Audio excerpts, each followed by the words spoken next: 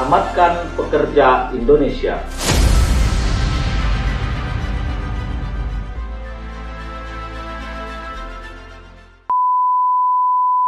Jadi ente mintakan sama bapak itu coba aslinya ente pegang, fotokopinya kasih ke mereka. Tapi kalau mereka nggak mau, ya udah kasih aja aslinya. Tapi harus ada tanda terima bahwa memang kontrak asli dengan pihak ketenagakerjaan dari Serdang. Oh gitu. Ya, ada pegangan sama kita. Siap, siap. Oke ya.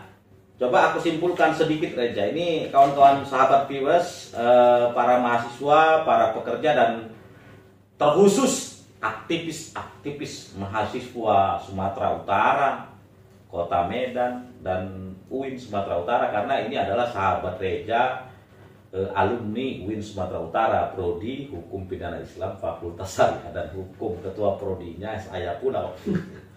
Oke, Reja, aku mau kasih tahu di dalam Undang-Undang Nomor 13 Tahun 2003 itu banyak pasal yang sangat melindungi para pekerja, ya.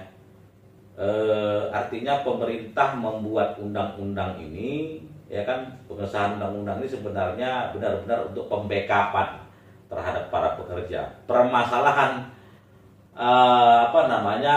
banyak yang mencela-mencele itu adalah oknum, tapi secara ideal negara pada prinsipnya sangat melindungi para pekerja seperti ente dan kawan-kawan ente serta kawan-kawan kita semua. Ya, tapi ada oknum yang coba bermain-main. Oke.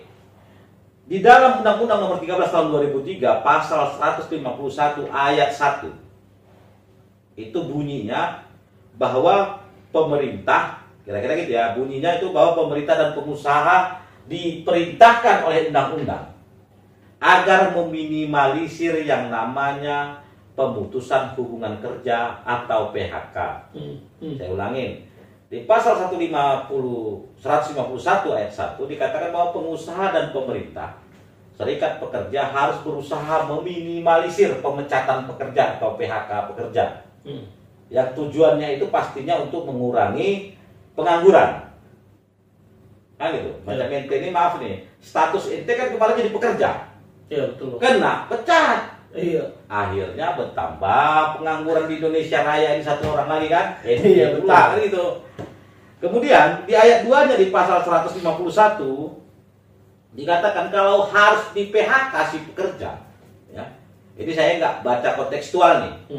Kalau memang perusahaan harus mem-PHK pekerja, maka harus ada perundingan terlebih dahulu.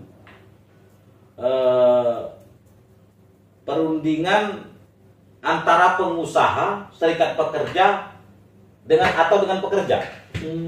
Sementara itu nggak ada runding-runding, nggak ada diskusi, nggak ada musyawarah.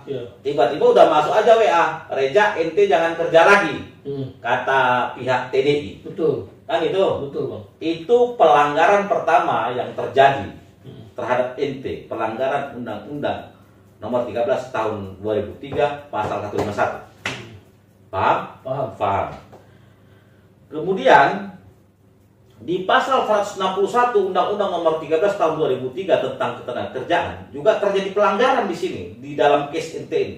Kenapa? Dikatakan di pasal 161 bahwa kalau akan terjadi atau kalau mau dilakukan pemutusan hubungan kerja atau PHK atau pemecatan terhadap pekerja, maka pihak perusahaan itu seharusnya sebelumnya itu harus mengeluarkan surat peringatan pertama, surat peringatan kedua, surat peringatan ketiga, SP1, SP2 dan SP3. Dan itu juga tidak diterima. Tidak ada. Bahkan yang aneh, menurut pengakuan kawan ente yang dikupingin oleh si PS, Supervisor OB tadi, tiba-tiba dia sudah dapat SP2 aja gitu. Iya, betul. Aneh ini. Iya. Ada apa dengan perusahaan SI ini? Yang saya tahu tadi dari bisi-bisi ente, SI ini kelasnya nasional, profesional, ya kan? Betul. Nggak apa-apa, nanti kita kejar dia. Kemana dia mau lari, kita kejar. Iya, siap. Karena kita yakin dan percaya negara Indonesia ini serta aparat hukum selalu membela masyarakat. Harusnya. Kan gitu? Iya, betul Bang. Oke. Kemudian di dalam pasal 155 Undang-Undang Nomor 13 Tahun 2003 tentang Ketenagakerjaan juga bahwa PHK itu, jika ada PHK itu harus ada penetapan. Jika melakukan PHK harus ada penetapan dari Lembaga Perselisihan Hubungan Industrial. Saya ulangi, jika ingin melakukan PHK maka harus ada penetapan dari Lembaga Perselisihan Hubungan Industrial. Apabila tidak ada penetapan tersebut, maka PHK dinyatakan batal demi hukum. Itu yang bilang bukan Arif ya, bukan Dr. Arif yang bilang. Yang bilang itu Undang-Undang Nomor 13 Tahun 2003 Pasal 161. Maka tadi sementara aku simpulkan terindikasi kuat bahwa PHK yang menimpa ente itu batal demi hukum. Saya ulangin ya, ada pelanggaran pada pasal 151, ada pelanggaran pada pasal 161, ada pelanggaran pada pasal 155, yang kesemuanya itu adalah Undang-Undang Nomor 13 Tahun 2003 yang merupakan dasar hukum ketenagakerjaan di Indonesia. Ini bukan permen, bukan peraturan pemerintah, ini bukan peraturan menteri, ini undang-undang tahun 2003. Inilah yang terjadi pada ente. Itu dari kacamata ketenagakerjaan. Ya, nanti kita akan lakukan gugatan. Betul. Oke. Yang kedua, dari kacamata tindak pidana atau kepolisian yang bisa dilakukan di kepolisian, tindak pidana. Yang pertama, tadi ente mengatakan bahwa gaji ente itu 2 bulan dipotong. Betul. Yang peruntukannya menurut pihak perusahaan TDI itu untuk membayar iuran BPJS Ketenagakerjaan dan BPJS Kesehatan ente. Betul. Dan ini juga terjadi kepada kawan-kawan ente yang lain. Betul. Sampai Ya kan? saat ini. Sudah dipotong gaji ente 2 bulan, ditanya ternyata ente belum terdaftar dalam BPJS Ketenagakerjaan dan BPJS Kesehatan. Betul. Saya bisa mengindikasikan telah terjadi tindak pidana penggelapan, yaitu pelanggaran pada pasal 374 KUH pidana. Kenapa? Pemotongan uang yang sudah dipegang oleh pihak TDI itu tidak diserahkan atau tidak ditindaklanjuti kepada peruntukannya. Berarti itu bisa dikategorikan terindikasi kuat adalah sebuah tindak pidana penggelapan. Ya.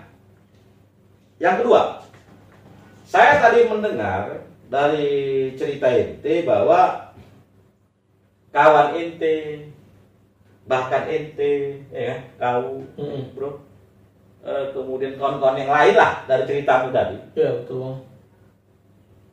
Itu ada yang ada pencemaran, ada perbuatan tidak menyenangkan lah yang terjadi. Harusnya ada terjadi tindak pidana perbuatan tidak menyenangkan, ya kan?